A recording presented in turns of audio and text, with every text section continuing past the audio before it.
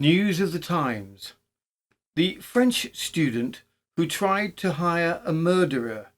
Or did he? Welcome to News of the Times.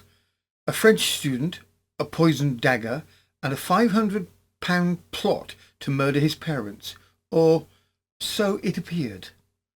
The value today would be £72,000. In this extraordinary case from 1876, young Paul Bayart is accused of hiring a drifter named Arthur William Dickens to travel to France and to assassinate his mother and father with air guns, forged signatures, secret photographs, and a would-be killer who may have been orchestrating a scam of his own. The tale spirals into a courtroom drama that stuns the town of Hertford. Now, was Paul Bayart a cold-blooded would-be parricide or the victim of an elaborate extortion scheme? And why did he vanish just before the trial? Join us as we delve into one of the strangest cases of attempted murder or attempted fraud in Victorian England, featuring forged signatures, secret photographs, and an airgun with fatal aspirations.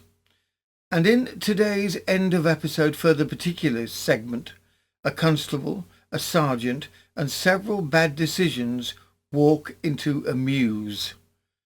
When Officer Kitchen was spotted drunkenly dodging his superior, things quickly devolved into a full-blown scuffle. Uniforms flying, fists swinging, and a feeble attempt to punch the inspector for good measure. So, put the kettle on, draw the curtains, and prepare yourself for a tale of murder plots, missing Frenchmen, and one very disorderly constable. Background. Paul Bayart. Paul Bayart was a 23-year-old French religious student from Roubaix who had recently come to England to improve his English. Bayart presented himself as serious and well-mannered. He secured housing and religious training in the household of the Reverend Francis Stanfield, where he would come into contact with William Dickens. William Dickens was a man in precarious circumstances when he crossed paths with Paul Bayart. Described as out of employment and in want, Dickens made many claims as to his previous employment. By August 1876, he was staying with the Reverend Francis Stanfield, where he came into contact with the brother of Paul Bayart, who is staying with the Reverend. His brother Paul would join the household later. According to Dickens's own testimony, it was during this time that Bayart allegedly approached him with a proposal to murder Bayart's parents in France in exchange for £500. Dickens stated that he initially dismissed the offer, but later reported the matter to both his new landlord and the Hertford police. He became the principal witness in the case against Bayart. However, was his accusation directed to his former friend Paul Bayart real, or an attempt at extortion? It was against this backdrop of quiet lodgings and whispered accusations that matters came to a head in August 1876. Paul Bayart was arrested after William Dickens formally alleged that the young Frenchman had offered him £500 to travel to France and murder his parents. The story that unfolded, complete with signed bills, family photographs, and a purported air gun, quickly captured the public's imagination.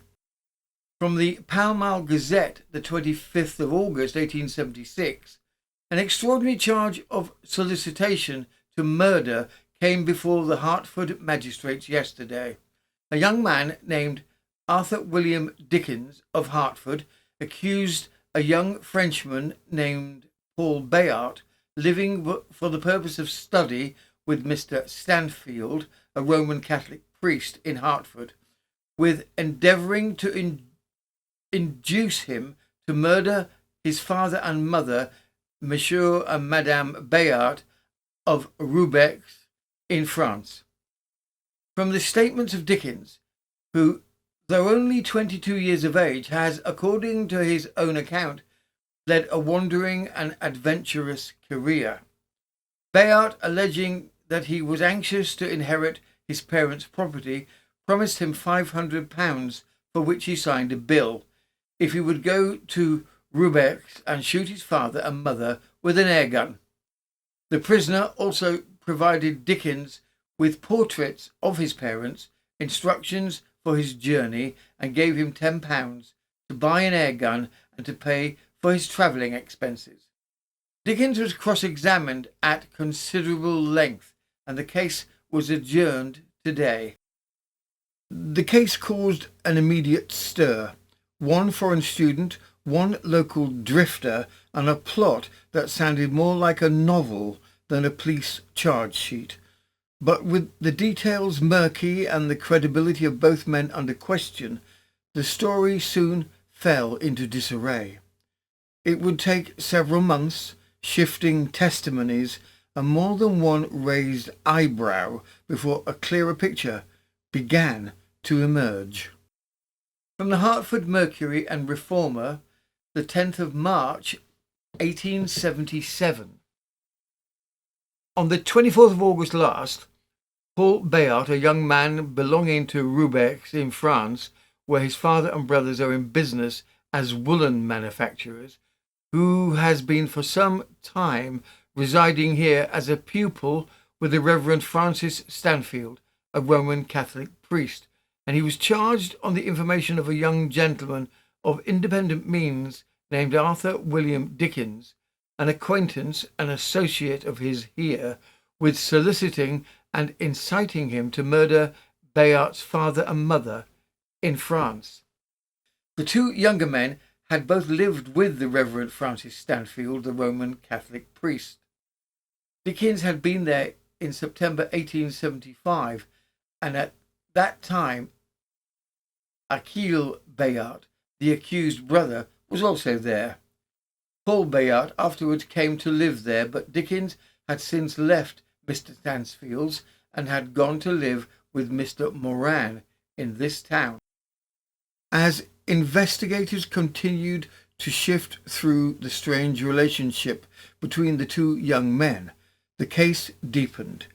What began as a single accusation now included letters, veiled threats, and increasingly Gothic accusations. The courtroom was growing more crowded, and so was the evidence. From the Pall Mall Gazette, the 26th of August, 1876. Paul Bayart, the young Frenchman who is accused of inciting another young man named Arthur William Dickens to his, Bayart's, father and mother who live at Roubaix in France, and he was again brought before the magistrates at Hertford yesterday. A letter was read which Dickens had written to Monsieur Bayart Senior, and in what he demanded payment of a draft of £500 which his son had given, or otherwise Dickens threatened to have the prisoner arrested.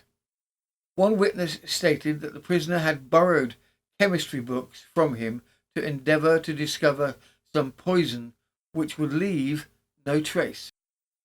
Behind the scenes, however, matters were already moving. Long before the case reached the courtroom, Dickens had gone to the police with what he claimed was damning evidence: a plot, a payment, and a plan for murder. What he told them was enough to send ripples from Hertford to Roubaix. It was on the 14th of August that the charge was made by Dickens to the Superintendent of Police, who had been sent forward to Mr. Moran's residence at Cambridge in Hertford. It stated, "I want you to arrest a person called Bayart on a charge of conspiring to murder his father and mother who reside at Roubaix in France." The superintendent said, "This requires some proof, and I shall require some of the information before I proceed." Upon that, Dickens produced some papers, one of which was a note of hand for £500, dated the 10th of April 1876, which he said he had received that day on the 14th of August, and the £500 was to be paid to him for the deed. "He told me," said the superintendent, "that he was to go and murder Mr. and Mrs. Bayart, and that he had already received £10 for his expenses. He was then to shoot them, he said, with an air gun." Such was the orders he received from Bayart, and he produced photographs of the old people, which he said had been given to him by Bayart in order to identify them. He said he was to have £500, approximate value today of £72,000, when he had murdered them, and that then Achille Bayart, the prisoner's brother, was to be the next victim. This extraordinary information was given to the police on the 14th of August, and they at once communicated with the police at Roubaix to enable them to test its truth. This, of course, took some time, and for 10 or 12 days no answer was received. On the 24th of August, the police, having received their answer, whatever it was, from the police at Roubaix, the charge was made, and Dickens appeared as a witness in support of it and swore to its truth. Once the authorities had gathered enough to proceed, the full extent of Dickens's allegations were laid before the magistrates. What followed was a tangle of poisoned plots, financial promises, and strange memoranda written by candlelight. If Dickens was lying, he was thorough. If he was telling the truth, the implications were chilling. Dickens stated that he was still at Mr. Stansfield's when the prisoner Paul Bayart arrived, and was with him a month or so there, and was, he said, on friendly terms with him, and had since been a good deal with him. Bayart spoke to him about poisons, etc., about 6 weeks previously, while walking with him, and said he wished for him to murder his, Bayart's, parents, and he would give him £500 for doing it. His motive, he said, was that he might obtain money coming to him upon their death. The sum of £10, Dickens said, was to be paid to him for his expenses, and Dickens produced a memoranda in his pocket book which he had written. He said at the dictation of Bayart for the purpose of direction, the hours, for instance, at which his parents went out and came home, etc. And Dickens, as already stated, produced a note for £500, and which was in these terms, dated Hertford, the 10th of April, 1876. "I hereby promise to pay Arthur William Dickens the sum of £500 at the sight of this draft." The note purported to bear the signature of Bayart, and had these words added, "Good for £500," and it appeared to be admitted that he had signed something. But Bayart denied that he had signed any note or anything at all with the object suggested, and though the landlord of the Vine public house saw him sign something, he could not say what it was. Dickens further swore that Bayart gave him the £10 for his expenses, that is, his travelling expenses and the purchase of a gun, etc., with which to commit the murder. But just as the picture seemed to be setting into place, new details emerged, raising as many questions about Dickens as they did about Bayart. Why had Dickens waited a full week after receiving the alleged murder note to alert Bayart's father? And why did he demand money in exchange for silence, despite having already handed the evidence to the police? A case that once seemed open and shut now had the faint reek of theatre, and not the good kind. It appeared that on the 21st of August Dickens wrote to Bayart's father that he held a draft in his son's name for £500, and unless it was paid, his son was to be arrested on the charge of conspiracy to murder. This, it will be observed, was a week after he had had the note, laid the information, and had given up the note of hand to the police. Several witnesses were called in confirmation of the charge. The landlord of the Vine, who saw Bayart sign something, he did not know what. Mr. and Mrs. Moran, who stated that on the 14th of August Dickens showed them the money and that Bayart was with him before that day and that they had seen the photographs there. Mr. Moran, indeed, stated that 6 or 7 weeks before Dickens had begun to speak to him about the matter, telling him that Bayart wanted him to murder his parents, but this, Moran said, he treated for some time as a joke, as he did not believe him capable of such a diabolical act. After this, however, Dickens showed him the note, and then he said he thought more seriously on the matter. The magistrates, upon this and additional evidence, called on the accused to find bail, and at the next hearing evidence was adduced for the defence. But now the tide began to turn. When the case returned to court in early September, the defence mounted a vigorous counterattack. Was Paul Bayart truly a would-be parricide, or had he been set up by a man who knew just enough to be dangerous? With accusations of forgery, blackmail and personal vendettas flying, the courtroom became less a place of judgment and more a battleground for competing narratives. From the Globe, the 1st of September, 1876. Charge of inciting to murder parents. At the town hall in Hertford yesterday, the charge against Paul Bayart, a French gentleman residing with the Reverend Father Stansfield at Hertford, for soliciting Arthur William Dickens to murder Monsieur and Madame Bayart of Roubaix, France, was again proceeded with. Mr. Montague Williams, instructed by Mr. Bolton, solicitor from London, appeared for the prosecution, and Mr. Poland, instructed by Mr. Armstrong, solicitor from Hertford, appeared for the defence. Mr. Poland then addressed the bench, and having alluded to the serious nature of the charge, to solicit the prosecutor to murder the defendant's father and mother, and if necessary the brother, characterised the charge attempt to extort money. Would any honourable man have listened to such a suggestion as that alleged to have been made by the defendant without striking him to the ground? The prosecutor, Mr. Dickens, was intimate with the defendant and aware of all his secrets, and there was little doubt that he made use his knowledge for the purpose of extortion.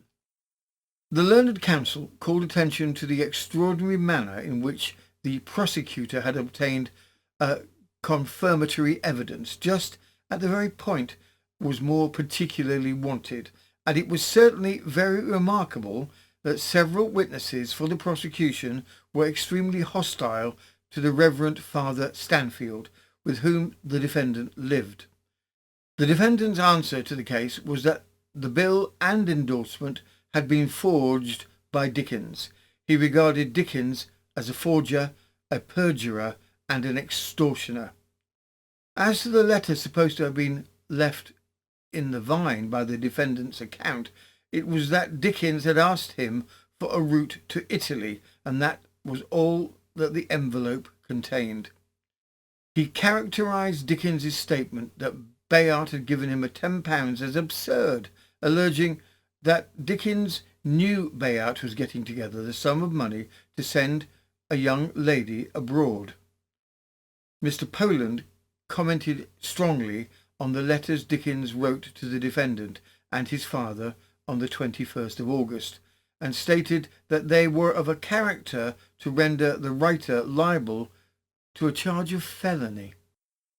At the conclusion of his address, the learned gentleman called Florimond Bayart, eldest brother of the defendant, who stated that he was in partnership with his father at Roubaix as wool merchants. His brother Paul has always lived on very affectionate terms with his father and mother.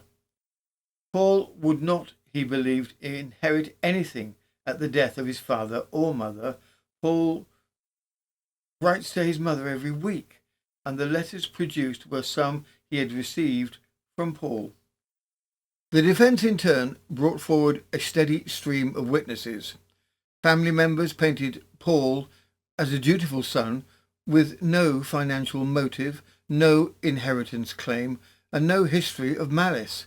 Handwriting experts and close acquaintances challenged the legitimacy of the supposed note.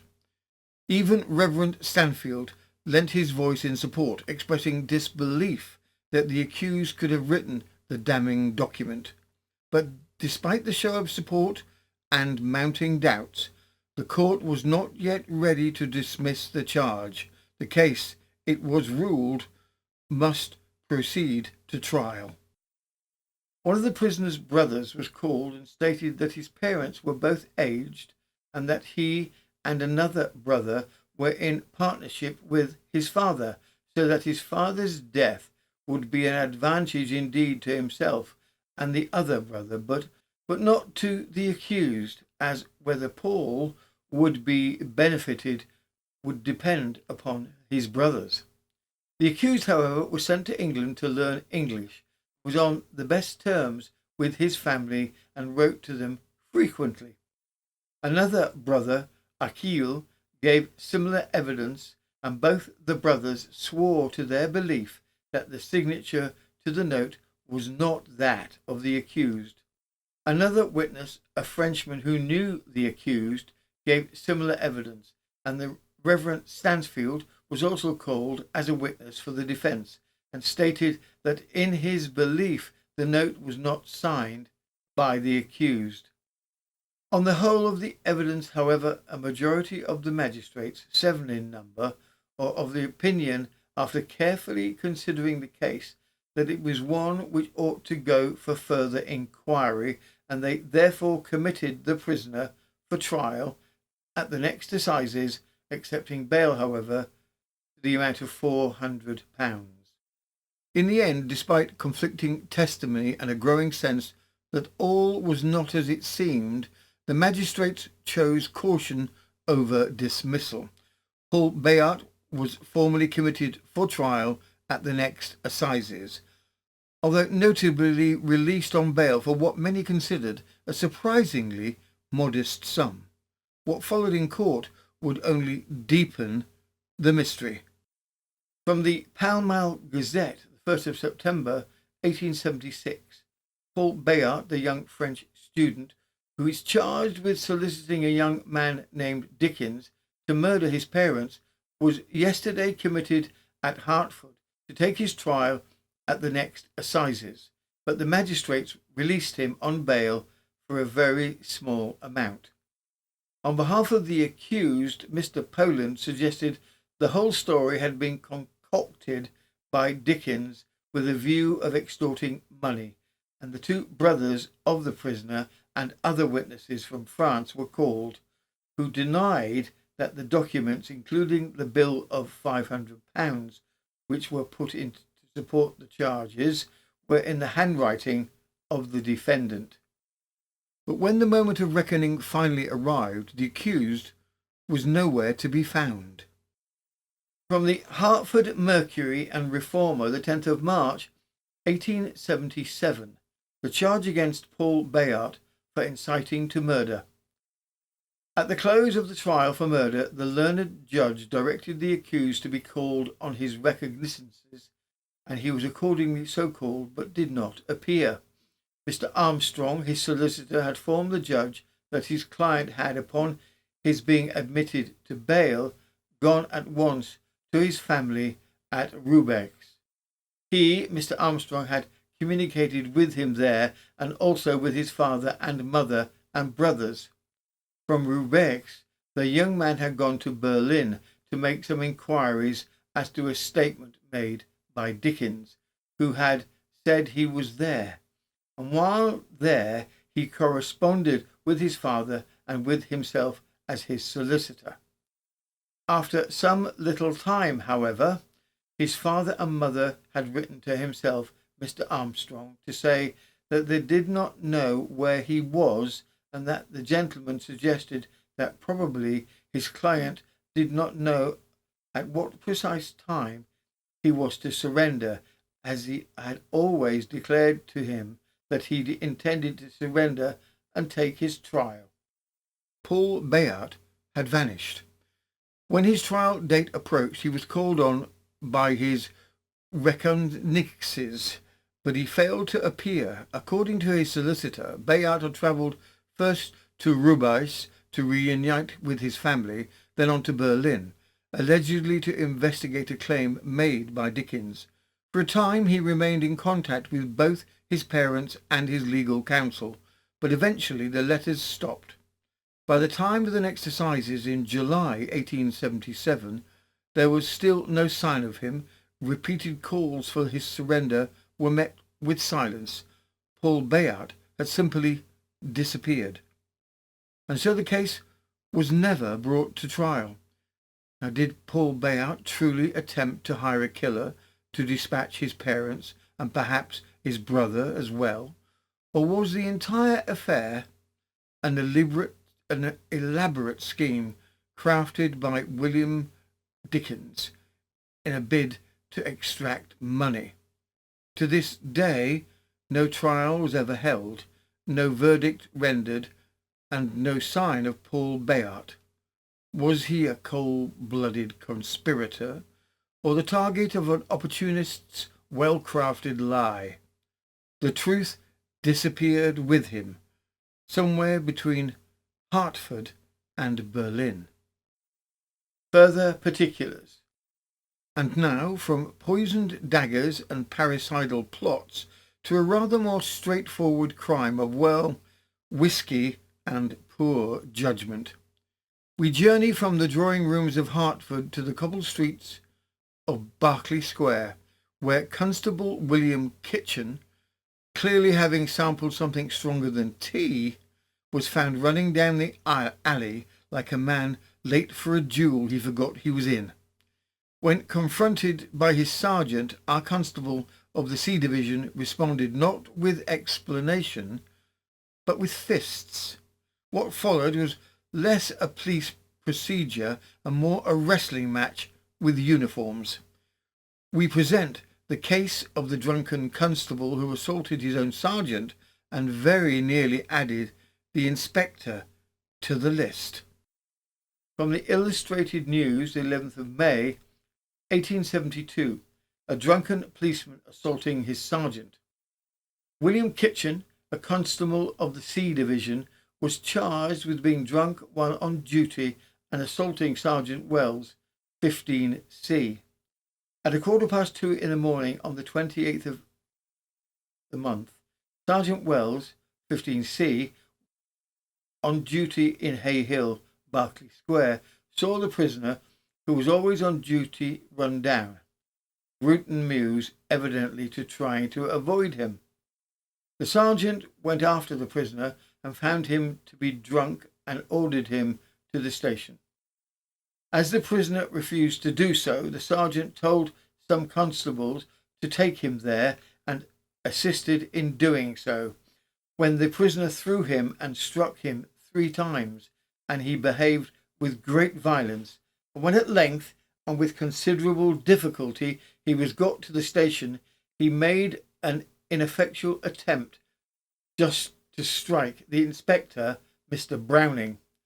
Superintendent Dunlop, having spoken unfavourably of the prisoner's conduct as a constable, Mr. Knox said he considered the case a bad one, and any fine he could impose would be inadequate to meet it, and therefore he committed the prisoner, who had only a few hours longer to remain in the force for a month with hard labour. That concludes this episode of News of the Times. If you've enjoyed this dive into historical intrigue, treachery and airgun-based ambition, do give that like button a stern Victorian nod. Subscribe for more dispatches from the dusty archives, and share it with someone who seems alarmingly fond of parricide. Feed the YouTube algorithm. It hungers. For daily uploads of crime, scandal and nostalgia, podcast extras and a dash of dry British wit, you'll find the full collection on Patreon, where history is rarely well behaved. Link in the note below. This has been News of the Times, and I am Robin Coles, official T-Strength investigator and archive burrower-in-chief. If you found yourself faint at the dagger's edge, do please recover your wits before disembarking, or at the very least wait until the constable's hangover clears.